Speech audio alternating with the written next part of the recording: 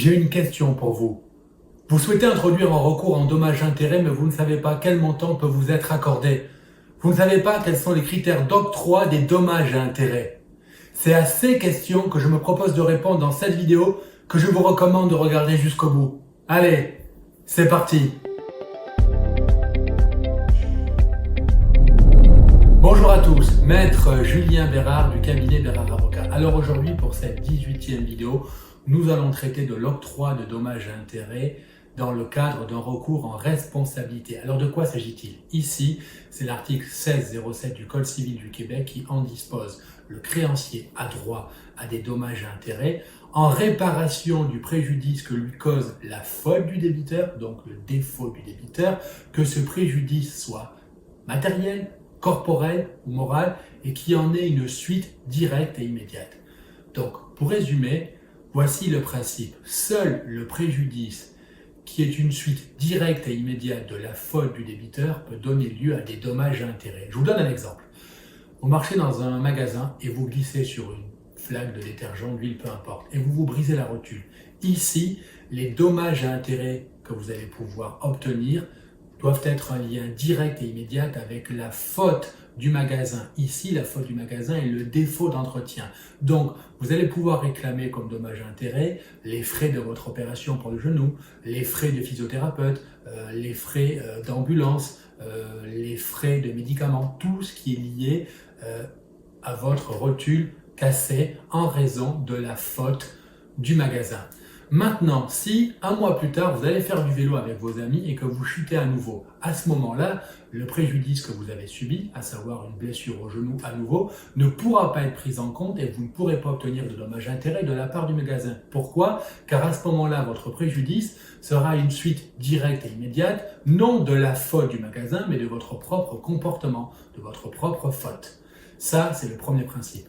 Maintenant, deuxième principe, il s'agit de la réparation intégrale du préjudice lorsque l'exécution en nature n'est pas possible. Je vous donne un exemple. On vous vole votre ordinateur et vous allez récupérer l'équivalent monétaire de votre ordinateur. On vous vole votre véhicule et vous allez récupérer l'équivalent monétaire de votre véhicule. Maintenant, il y a quelques atténuations, notamment la valeur du bien au moment de l'inexécution, au moment de la faute. Par exemple, vous possédez un immeuble et vous faites faire des travaux par un entrepreneur. Et l'entrepreneur cause des dégâts à l'immeuble. La réparation, les dommages et intérêts que vous allez recevoir vont prendre en compte l'usure de l'immeuble, l'état de l'immeuble au moment de la faute. Car vous ne pouvez pas bénéficier d'une remise en état à neuf, car à ce moment-là, il s'agirait d'un enrichissement injustifié. Donc, l'enrichissement injustifié n'est pas possible. Donc, même si le principe est le principe de la réparation intégrale du préjudice, on doit prendre en compte également l'état du bien au moment de l'octroi des dommages et intérêts. Troisième point, troisième principe, la preuve. Il ne peut pas y avoir d'octroi de dommages et intérêts sans que le dommage soit établi. Or, pour que le dommage soit établi, il faut que vous puissiez faire la preuve du préjudice que vous avez subi. Et c'est à vous, à celui qui réclame les dommages et intérêts, d'apporter cette preuve. Bien souvent, il s'agit d'une preuve d'expert. Enfin, et dernier point, le moment de l'évaluation du préjudice.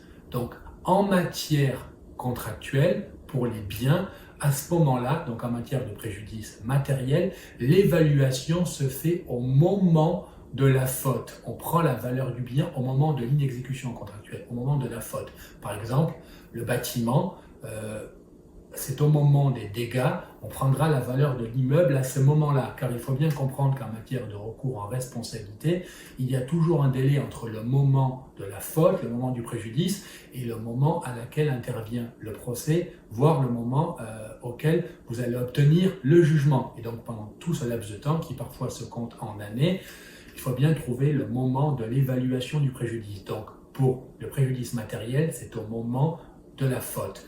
Maintenant, en matière corporelle, en matière de préjudice corporel et en matière de préjudice moral, ici, le moment de l'évaluation du préjudice, donc le moment de l'évaluation des dommages et intérêts, se fait lors du procès. De plus, il faut rajouter qu'en matière de préjudice corporel, l'article 1615 du Code civil permet, en cas de dommages futurs et d'impossibilité de l'évaluer, et s'il existe un risque d'aggravation du préjudice corporel, il est possible dans un délai de 3 ans de revenir devant le juge pour obtenir une évaluation, pour obtenir des dommages et intérêts additionnels s'il n'était pas possible d'évaluer le préjudice au moment du procès et si le préjudice s'est aggravé. Donc, voici les moments de prise en compte de l'évaluation du préjudice. Voilà, j'ai répondu à la question. Quels sont les critères que l'on doit prendre en compte pour octroyer de dommages-intérêts et quels sont les dommages-intérêts auxquels vous aurez droit. Si vous avez aimé cette vidéo, je vous encourage à cliquer sur le pouce. Si vous n'êtes pas encore abonné à la chaîne Bérard Avocat, vous pouvez le faire dès à présent en cliquant sur la bannière en bas dans le descriptif. Enfin, si vous souhaitez recevoir mes nouvelles vidéos, je vous recommande de cliquer sur la cloche pour être tenu informé. Si vous avez des questions, des interrogations, n'hésitez pas à me contacter, il me fera plaisir d'y répondre. Et en attendant, jusqu'à la prochaine vidéo, je vous souhaite à tous et à toutes une excellente journée.